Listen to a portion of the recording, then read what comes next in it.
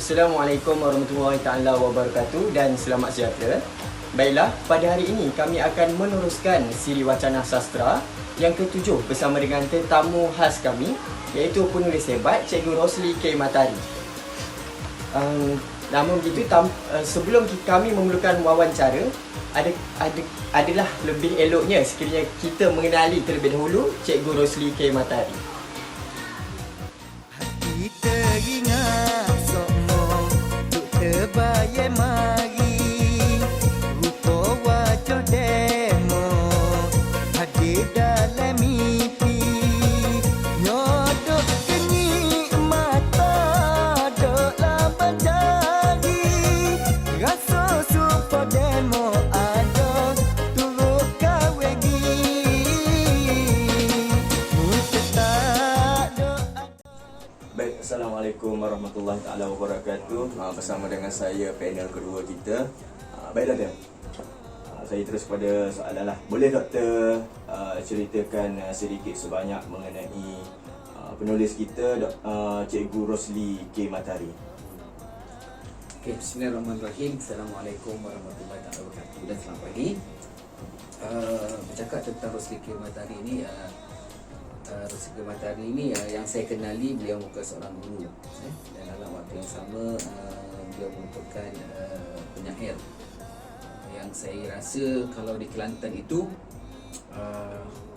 kalau seseorang ingin menjadi penulis, kalau tidak kenal nama Rosli K. Matari ataupun tidak membaca karya Rosli K. Matari, lebih baik jangan jadi penulis lah. Sebab satu, nama besar. Di Kelantan ini,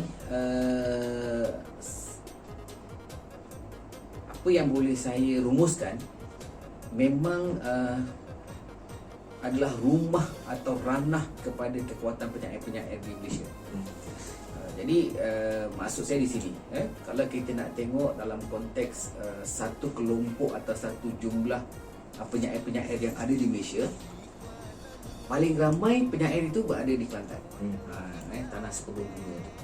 Tetapi di Kelantan itu ramai yang menonjol, yang menjadi hebat.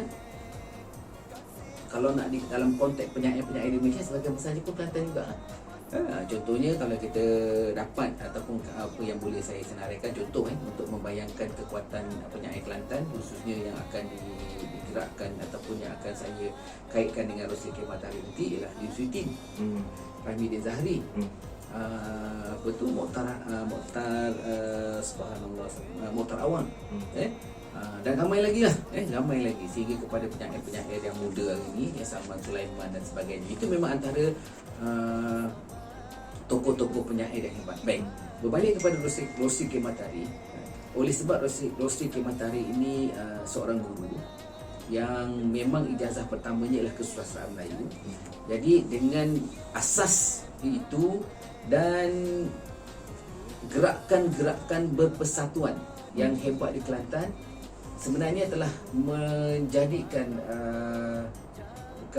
telah menyiapkan diri Rosli K. Matari sebagai seorang penyair yang hebat.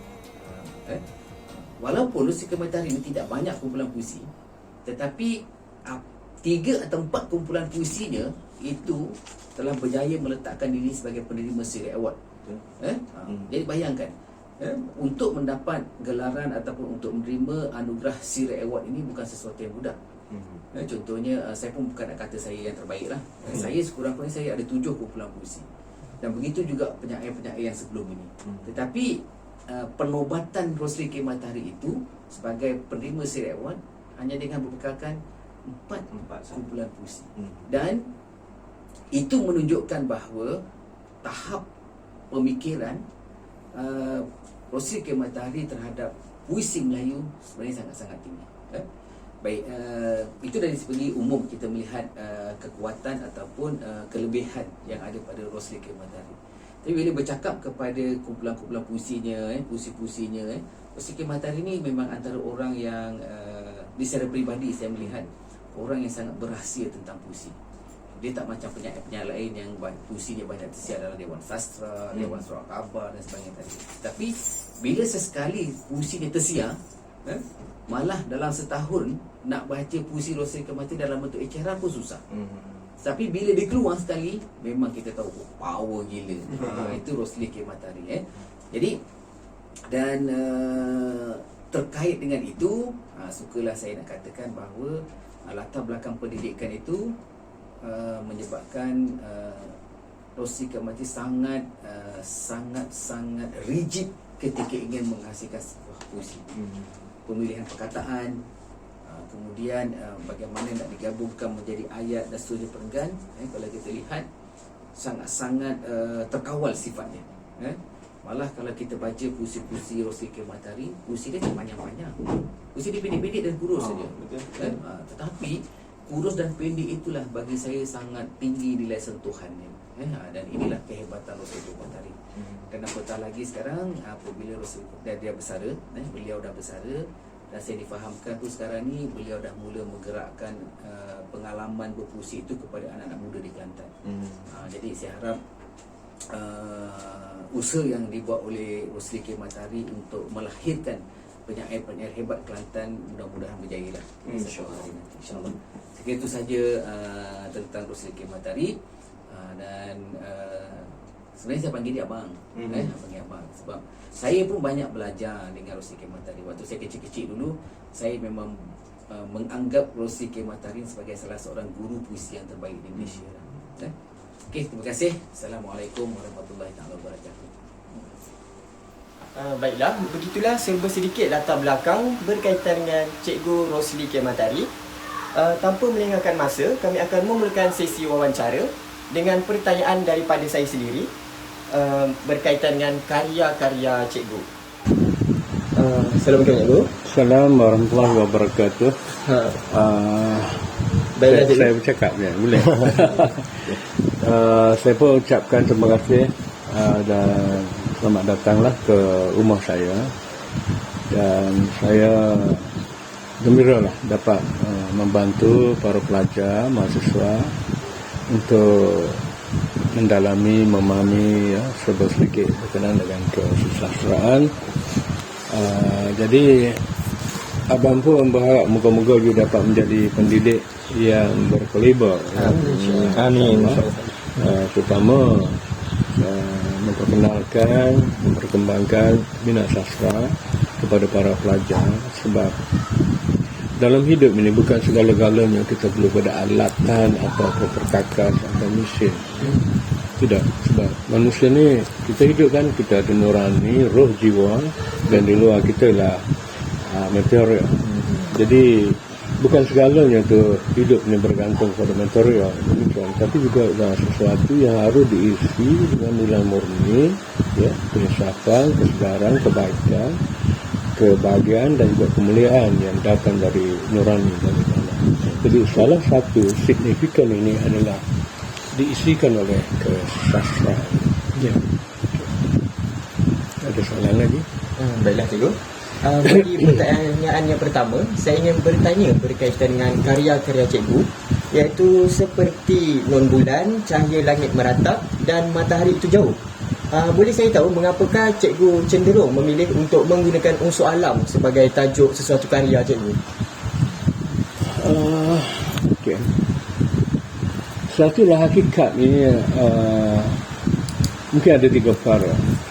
Satu ialah macam katalah agama, ya. Agama adalah ayat-ayat Tuhan, ayat-ayat Allah. Kemudian yang kedua ialah kalau falsafah. Falsafah adalah kurniaan Allah SWT pada akal pemikiran. Okay. Kemudian alam adalah kurniaan Allah kepada manusia dari soal-soal fizikal. Demikian. Jadi tiga ini adalah suatu ruang lingkup dan saling bertaut. Tidak ada percanggahan, pertentangan atau ketinggalan salah satunya. Macam kalau kita lihat alam, kita tahu, kita boleh, kebenaran alam tadi boleh dilihat juga daripada rasional, pemikiran, kebenaran akal, falsafah. Ya, falsafah itu akal. Kemudian akal atau falsafah tadi kita boleh lihat bahawa juga ada kebenarannya pada sisi agama. Ya, demikian. Jadi saya juga katalah pada konteks ini sebagai manusia, sebagai individu atau individual, dan juga sebagai penyair, jadi tidak dapat melepaskan kecenderungan pemikiran, tangkulan, renungan saya, pemahaman terhadap soal-soal alam. Jadi hal demikian adalah akan sangat mempengaruhi juga pemikiran saya. Jadi ada beberapa sudut. Macam saya waktu saya dilahirkan di pekan, betul-betul di tengah-tengah pekan Kebangkerian, ya, bandar kecil pada waktu itu. Hanya setelah, sebab saya dibesarkan oleh nenek dan datuk. Jadi pada usia saya 10 atau 11 tahun barulah dibawa oleh nenek tinggal ke dalam kampung atau dusun, ya, untuk lebih rapat, akrab dengan ibu bapa. Walaupun mungkin sekejap, sebab pada umur itu 11-12, pada umur 13 tingkatan 1 saya sudah ke sekolah menengah sains sama penuh oleh Petra. Tapi waktu kecil itu adalah suatu pengalaman hidup saya yang unik, yang luar biasa, yang istimewa dan sangat berkesan pada jiwa saya, ya. Sebab saya di bandar pekan kecil itu tiba-tiba boleh bertemu dusun atau kampung. Jadi saya cukup rasa bahagia sebagai anak-anak yang cukup rasa damai, tenang, ya. Sebab suasana kampung kan penuh dengan tumbuh-tumbuhan. Sebab kawasan saya, tanah tempat saya tinggal itu, tanah dusun itu luarnya lah 1 hektar, penuh dengan pokok rambutan itu. Jadi belah belakang jauh sedikit itu ada sungai, ya. Jadi hal demikian, alam itu telah menjiwai atau mempengaruhi nurani dan juga pemikiran saya dari kecil lagi. Satu. Yang kedua adalah berbalik kepada soal rasional setelah kita dewasa, kesedaran, keinsafan kita adalah merenung alam. Jadi yang tiga, oleh yang demikian, oleh sebab itu, ya, nyata jelas bahawa saya pun tak dapat melepaskan diri daripada soal bahawa alam itu terus mempengaruhi pemikiran. Tapi bagus begitu saya fikir, ya, sebab walaupun dalam rencam hidup ni rencahnya banyak perkara, ya, soal bandar, soal pembangunan kan, soal-soal yang lain material lagi, soal-soal akhlak juga. Tapi satu sisi yang tidak harus diabaikan oleh, bukan saya saja, oleh mana-mana pihak sekalipun, ialah soal merenung, mengambil iktibar daripada alam, ya. Jadi itulah jawapan saya, kenapa alam macam saya sebut cukup mempengaruhi juga kreativiti saya. Walaupun saya minat terhadap soal-soal pemikiran Islamik dalam karya saya, tapi saya sembunyikan satu sudut. Saya tidak menggunakan istilah yang besar-besar gitu, ya. Macam saya, kreativiti saya, pemikiran atau tangkulan saya lebih banyak katalah menjurus pada soal-soal macam usia, ya. Sebab kita sudah umur kita agak pendek, usia, bayang, ya, ajal maut, tanah kubur gitu. Tapi macam itu, macam apabila tidak disebut perkataan Islam, macam tak nampak Islam. Tapi 3, 4 atau 5 soal jajaran ini, ya, usia, bayang, maut, bahkan daun, selalu saya suka renung gitu. Itu adalah salah satu cara saya hindarkan diri daripada menggunakan istilah-istilah yang nampak gegar besar-besar bahawa inilah Islam. Tapi kesedaran yang demikian, ya, soal ajar, soal kita merenung daun juga bahawa hidup ini tak panjang, soal gitu. Jadi itu adalah kesedaran pemikiran Islam, ya. Jadi balik pada alam tadi, begitulah macam mana alam dapat dimanfaatkan dalam tangkulan atau pemikiran. Boleh, ya? Okey.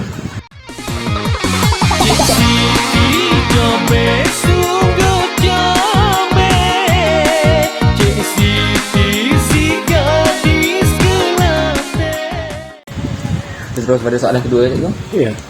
Baiklah, soalan kedua saya, negara jiran kita iaitu Indonesia jelas merupakan salah satu watak penting dalam karya cikgu. Sebagai contoh, karya Selamat Tinggal Indonesia yang ada dalam buku Matahari Itu Jauh. Baik, bagaimanakah Indonesia memainkan peranan penting dalam pemikiran karya cikgu? Okey, apabila saya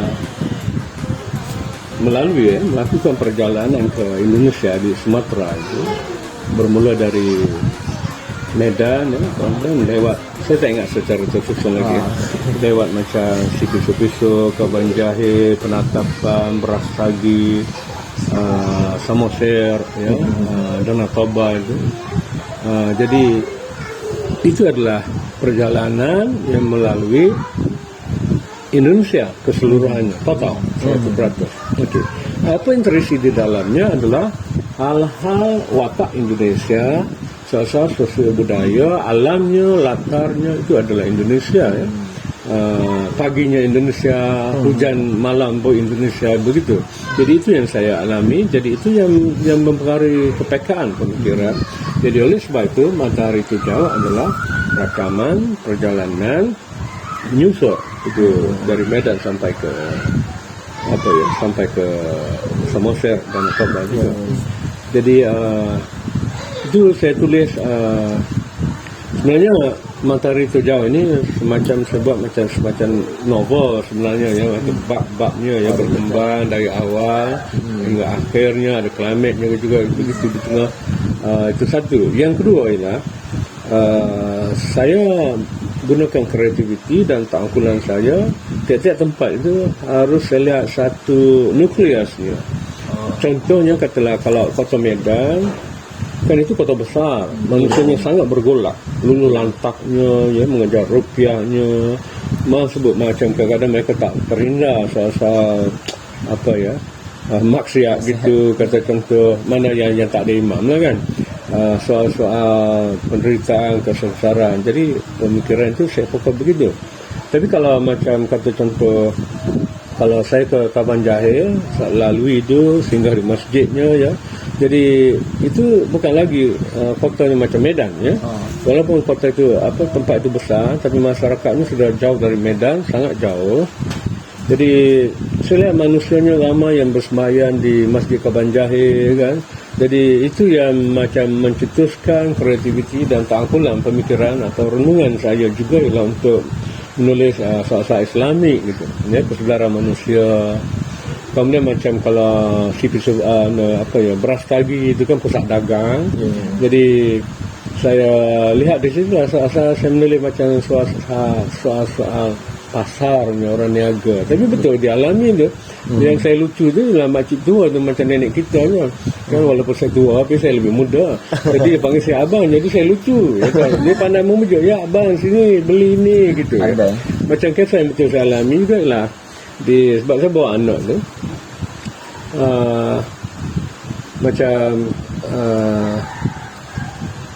nak naik kuda di Brastagi tu, mereka dekat pelancong cari pendapatan melalui naik kuda sekejap je, dekat je jalan tu, bayar pun RM10 Malaysia, mahal. Saya tanya tak boleh kan naik cuma, tapi dia bijak, dia kata boleh naik cuma, turun baru bayar. Ada psycho kita balik. Ya bijak, itu saya kagum. Jadi saya ingat, saya kata ini mesti saya tulis. Jadi saya pun pergilah ke Indonesia, ya, negara jiran kita. Tapi saya dapat pengalaman, walaupun saya tak tulis dari segi perception, kalau kita ke Indonesia, sebaiknya lah kita keluar daripada bandar-bandar besar gitu. Susurilah perjalanannya, kita boleh lihat landscape-nya, keindahan, kita boleh lihat sosial budayanya gitu. Itu. Sebenarnya saya ke Indonesia itu 3 kali. Pada tahun 2014, betul lah, itu cetusan pertama untuk Matahari Tujau. Kemudian selepas saya diumumkan sebagai pemenang kedua, ya, untuk Matahari Tujau bagi sayembara TBM tu, saya macam mengenang budi lah, walaupun tak tahu nak ucap pada siapa. Jadi pada tahun berikutnya 2015 saya pergi lagi. Itu saya bawa anak saya. Biayanya besar lah, ya. Satu orang pun sudah mau, saya ingat dekat 1,000 lebih, 1,007 gitu ya. Bayangkan kalau saya bawa anak lagi. Tapi tak apalah. Pertama saya dapat pengalaman membolehkan kreativiti ini. Yang kedua ialah macam saya rasa syukur atau terima kasih sebegi lagi. Itu 2014, 15, pada 16 tidak, tapi pada 2017 bila peradaban, ya, peradaban Melayu Malaysia Kelantan, saya timbalan presiden. Jadi apabila Datuk Adik dapat undangan untuk kami peradaban membuat satu semacam seminar dengan UMNA itu, Universitas Muslim Nusantara gitulah, saya lupa. Jadi saya ikut membentang juga salah satu. Jadi saya itu di Kota Medan. Saya kata, Datuk, bagusnya lah rombongan kita tidak usahlah berpusat di Medan saja lagi pun, itu kota besar macam saja KL atau Kota Baru. Jadi baik kita susur keluar. Jadi Datuk Aziz setuju. Jadi Datuk Aziz bagi saya penghormatan. Okey, susur jalan yang Rosli pernah lalu untuk mencipta Matahari 3. Jadi disusur lagi. Jadi 3 kali ya, 2014, 15 dan 17. Ya. Kalau ada masa pun mau pergi lagi. Senang, yes. Makannya sedap di sana. Itu. Macam yang kita sembang luas tak apa kan? Okey, macam saya ingat kali pertama saya sampai Kota Medan itu, pemandu pelancong saya bawa makan satu kedai Muslim, restoran. Saya terkejut. Saya lihat itu apa ya, pucuk ubi kayu, masaknya masak lemak cili api. Tapi beda dengan wanita kita di sini. Mungkin wanita kita pemalas sedikit. Kita selai-lai daun gitu. Mungkin Brenda pun malas macam tu juga. Ya. Tapi di sana wanitanya itu tumbuk-tumbuk. Ditumbuk juga? Oh, dia rajin lah. Dia rajin. Tumbuk-tumbuk. Jadi ada hidangan dia besar kan, banyak juga. Saya makan ini dulu. Sedap. Habis. Saya kata, ya Allah. Saya kata, ini kan lebih sedap makan dengan nasi. Saya pergilah jumpa tu, jumpa toke dia kan semak kan pakai batik. Dia kata, ya Pak, saya kata saya minta tambah ini, saya order nanti saya bayar. Dia kata boleh. Jadi makanlah. Tapi agaknya dia pun, saya ni pandai jugalah. Jadi agak dia terpikat sebab saya puji dia. Tapi yang betul, jujur. Apabila saya nak panggil, nak bayar saya order, dia kata tak payahlah Pak. Sebab orang tak pernah puji pun ini, yang pucuk ubi kayu tu. Jadi tambahan itu tak dibayar. Saya kata terima kasih. Itu kan 2014, 2015 susut lagi. Jadi bunyi Indonesia. Ada iras-iras Indonesia. Dari 2015 saya kata pada pemandu pelancong yang sama nama, saya kata tolong bawa saya ke tempat yang lalu tu. Oh, restoran tu. Saya tak beritahu saya seronok itu. Saya pun makan habis juga. Kemudian masih tokenya masih sama orangnya. Kata Pak, saya sudah habis tu sebab sedap. Saya nak minta tambah sebagai side order lah ini lah, apa, lemak cili api ni. Dia sebab peristiwa tu tak pernah berlaku kan, walaupun sudah 1 tahun. Bila apa dia sebut pada saya, oh ini bapa tahun lalu ini. Dia Dia masih ingat kan? dia masih ingat. Jadi dikembalikan orang tu satu hidangan. Tak ambil. Yang itu tak, yang tahun lepas tu tak ambil yang saya order. Rezeki cikgu lah. Waktu itu. Kemudian kata datang lagi, tapi sebab kan dah renggat 1 tahun. Next itu pun pilih satu restoran lain ya. Jadi itulah alam ya. Jadi watak Indonesia itu. Jadi kalau dapatkan nuklear, titik penting, turning point, memanglah kerana rasa kasih sayang. Ya, rasa kasih sayang antara dua negara itu yang terbetik dalam hati saya ya. Sebab kita kan sama rumpun Nusantara, rumpun Melayu. Jadi berkongsi itu walaupun tanah air lain-lain, geopolitiknya lain-lain, tapi titik temunya adalah boleh oleh kasih sayang. Dan saya fikir itulah agaknya Matahari Tujuh ini mungkin bolehlah mengambil peranan ya, kalau disedari ini saya. Tapi saya alhamdulillah juga rasa syukur ya. Kalau saya cek itu internet tempat, saya pun tak, saya orang tu tak pandai. Tapi macam Instagram atau apa-apa macam jenis itu, mereka banyak petik saya yang saya lupa tajuk, tapi macam katalah saya berhenti di Pisu-Pisu sebab hari sudah lewat petang, saya tak boleh susul ke depan, itu makan masa lagi untuk ke apa ya, Danau Toba. Tapi dari Pisu-Pisu ni ujung sudah nampak hujungnya Danau Toba sebab itu luasnya. Jadi saya berhenti di situ. Jadi saya tulis macam perjalanan akan seperti ini, perjalanan akan selalu seperti ini, titik ke titik, Jeddah, nah Jeddah titik henti gitu lebih kurang. Jadi itu dipetik oleh orang-orang yang anak-anak muda Indonesia yang suka rombongan motor-motor besar. Jadi mereka berhenti sana, mereka petik baris tu. Banyak itu saya lihat dari Instagram juga. Perjalanan akan selalu seperti ini.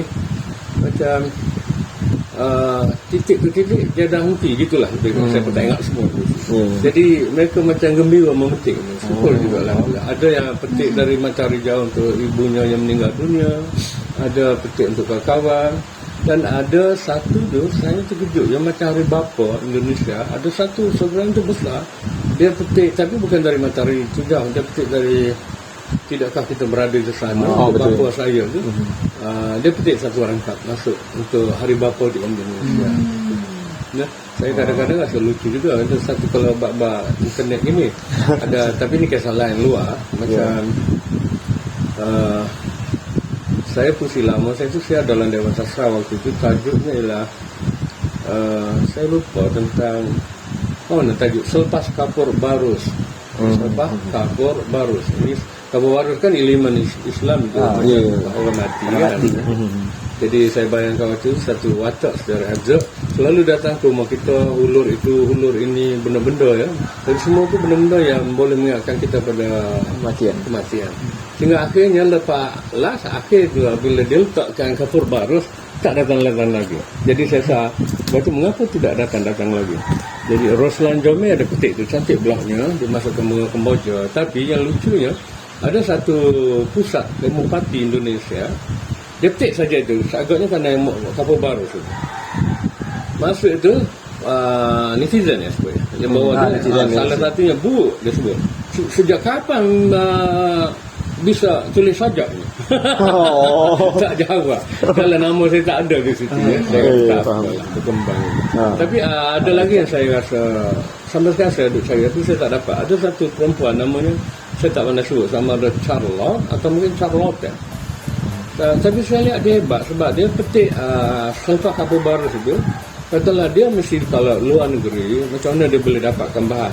Tapi tak tahulah, mungkin Dewan Sastra waktu itu mengalir, dia langgan juga di perpustakaan dunia ya. Jadi dia terjemah dalam bahasa Jepun.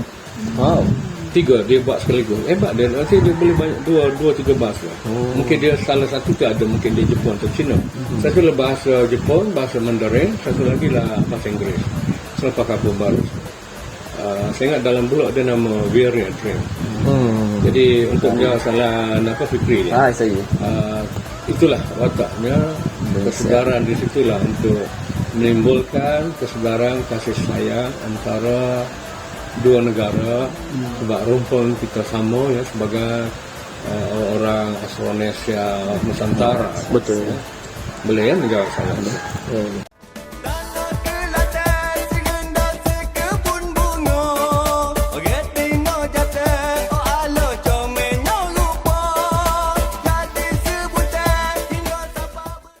Baiklah, terima kasih cikgu atas jawapan yang diberikan. Jadi berdasarkan jawapan cikgu, kita dapat lihat bahawa Indonesia itu memainkan peranan penting dalam karya Matahari Itu Jauh kerana ia merupakan satu pengeteraan dan perjalanan kisah cikgu sendiri di Indonesia. Kita teruskan sesi wawancara kita dengan persoalan atau pertanyaan yang ketiga bersama panel kita yang seterusnya, iaitu Haziq Hakimul.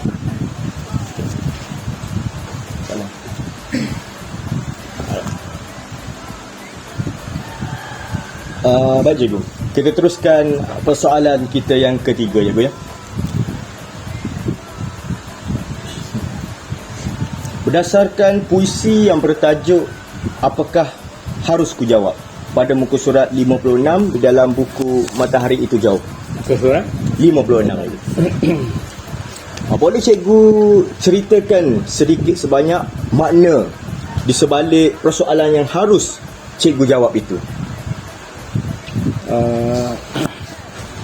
Ya, saya sebut sini aku tidak berani menjawab soalan kalau di soal kemana debu akan pergi. Dia payah nak jawab kalau tanya kita kemana debu akan pergi. Macam ada lama saya tulis puisi je, saya bayangkan pelita padam. Jadi saya kata jangan tanyalah, saya tak dapat jawab kemana api itu pergi. Sama. Jadi kalau seolah-olah kalau untuk menjawab ini kemana debu akan pergi, tapi saya tak terangkan di sini. Kita elemen debu itu ada connotation, ada citra atau maknanya tersendiri secara berlapis. Jadi itu sebab saya tak berani jawab, sebab itu besar. Nampak debu, tapi persoalannya besar. Itu terkait dengan kewujudan existentialism. Jadi sebab tu saya nyatakan juga sini, aku lebih suka memilih papan tanda kalau nak banding dengan debu. Sebab apa? Sebab papan tanda tidak mengandungi makna yang berlapis-lapis. Kalau dia kata berhenti, berhentilah. Kalau dia kata belok kanan, kananlah. Kau tak boleh kiri. Jadi sebab tu banding dengan debu, saya rasa aku lebih suka memilih papan tanda. Kemudian saya kata lagi, aku tidak sanggup menunggu daun gugur, ranting patah. Itu kan soal kehidupan juga, lapis lain ya, soal kematian. Jadi saya kata jangan tanyakan padaku mengapa daun itu gugur, mengapa ranting itu patah kan. Sebab apa? Konklusinya saya jawab, sebab aku sangat ngeri pada tanah debu. Maksudnya aku sangat ngeri pada tanah debu. Macam dan kematian ni bukanlah kita nak sebut, yalah bukan soal menakutkan, tapi kita akan lalui. Betul. Kita akan lalui. Ada? Boleh? Boleh. Okey. Saya pun bertanya tadi. Saya. Saya pandang sini. Saya pandang sini. Okey, ada soalan lain?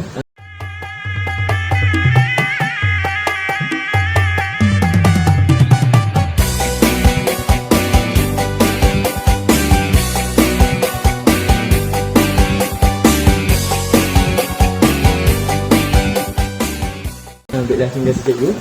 Kita teruskan kepada panel yang terakhir, iaitu Brenda Markus untuk menaikkan soalan. Terima kasih Hafizi. Baik, untuk soalan yang seterusnya, pada muka surat 96 yang bertajuk Bertemu Danau ini, Ngam. yang bertajuk Bertemu Danau ini, pada rangkap pertama baris kedua ada mengatakan bahawa mengingat aku kepada cinta. Jadi di sini saya nak tanya, cinta yang cikgu maksudkan tu adalah cinta kepada alam ataupun cinta kepada manusia? Ya, saya mungkin 2-3 perkara. Satulah, saya telah nyatakan tadi bahawa saya tidaklah sombong, maaf, saya tidak sombong. Tapi sebab saya berpegang pada cara kreativiti saya lah, saya tidak pentingkan sangat apa yang ingin ditulis. Saya lah seorang yang lebih pentingkan kepada bagaimana menulis. Maksudnya antara what to tell dengan how to tell, saya pilih how to tell. Jadi pada konteks ini, tiap-tiap segmen kan macam medannya, Kaban Jahir, penatapan, pisu-pisu, beras tagi, Danau Toba itu kan, saya laluinya sosial budayanya itu sudah berbeza-beza. Bunyi Indonesia sedikit. Okey.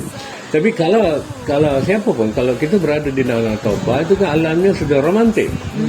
Keindahan alamnya. Takkanlah saya nak berfikir dunia dagang dari macam di beras tagi Jakarta gitu contoh. Jadi memanglah soal jujur tu betul, tapi soal ni lah nurani kita pun memang diresapi oleh suasana yang kita sedang depani ke. Jadi itu yang menyebabkan saya fikir sama ada langsung atau tak langsung secara psikologikanya menyebabkan terangsang itu saya menghasilkan puisi-puisi yang terisi dalam segmen itu Danau Toba sudah ubah unsur pada romantik. Satu. Yang dua, salah satu romantik itu kan cinta, rindu, kasih sayang gitu. Okay, itu dua. Yang ketiga ialah salam Brenda tadi. Ini adakah cinta yang betul atau cinta apa ya? Itu memang cinta betul lah, tapi khayal lah. Kalau saya nak kata kepada kelas ini, marah pula sini. Itu imajinasi sajalah ya.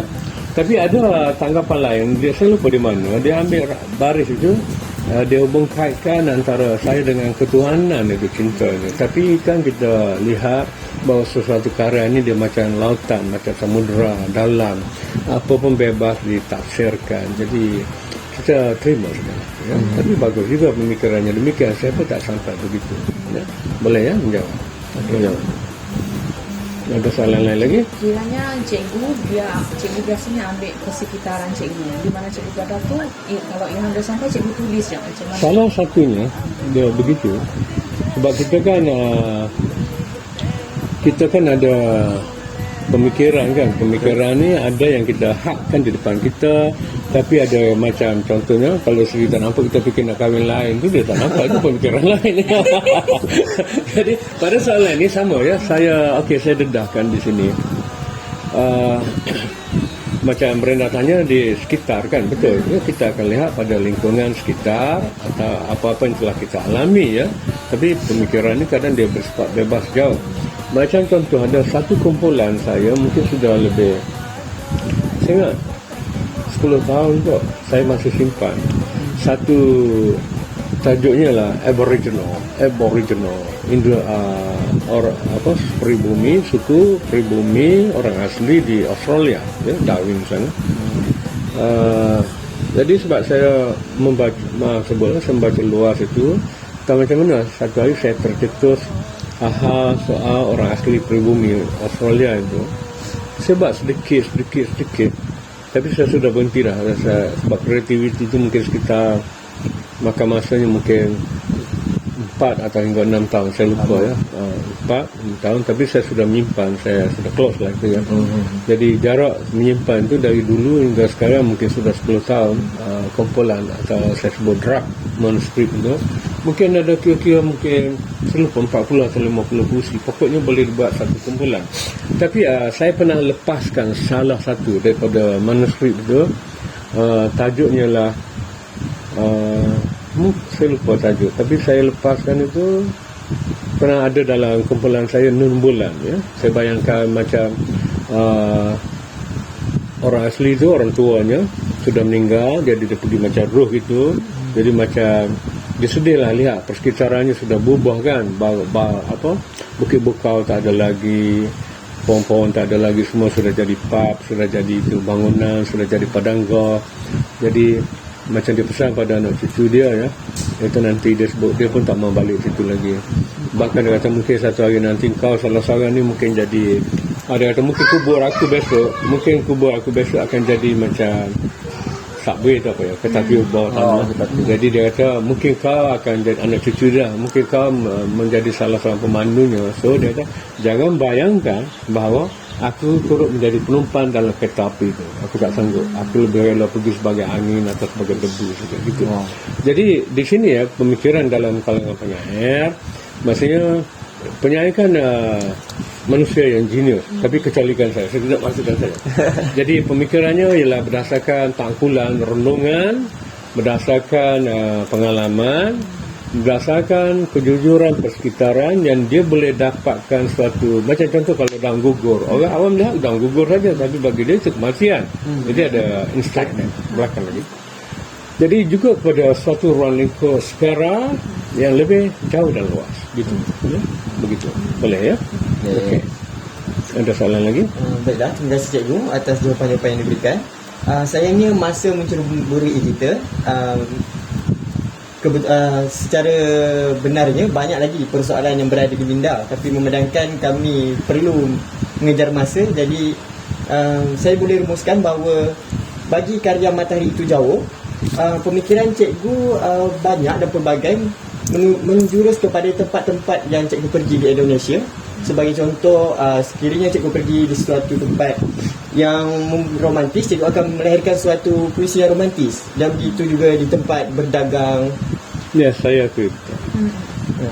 Jadi begitulah saja sesi wawancara kami. Sekali lagi diberikan ribuan terima kasih kepada Cikgu Rosli K. Matahari atas sesi luangan masa bersama kami bagi melaksanakan sesi wawancara ini. Terima kasih. Terima kasih, cikgu. Hey. Okey. Jadi cikgu, kami mengucapkan jutaan terima kasihlah kepada cikgu kerana sempat meluangkan masa untuk menjawab persoalan-persoalan daripada kami, pertanyaan-pertanyaan daripada kami. Dan ini cikgu sedikit buah tanganlah daripada kami semua cikgu ya. Terima kasih banyaklah, tapi sampai menyusahkan. Tidak cikgu. Ini kelas daripada kami. Terima kasih banyak cikgu. Saya minta sampaikan salam saya pada Dr. Syam. Saya tahu dia lecturer yang diminati oleh student, walaupun dia seorang tegas tapi hatinya baik. Saya bukan nak memuji, saya tahu itu. Dan saya doakan anda semua dapat menjadi guru yang berdedikasi, yang cinta pada anak bangsa, menjulankan tanah air dan memanfaatkan kesusastraan sebagai salah satu aspek penting dalam kehidupan pelajar. Ya. Jadi mungkin salam saya yang banyak untuk berpesan. Baik. Baik, terima kasih sekali Ibu. Masa sekali lagi. Datang lagi. Bye bye. Bila rinduku tatap potret wajahmu, kini berlalu sudah kisah cintaku.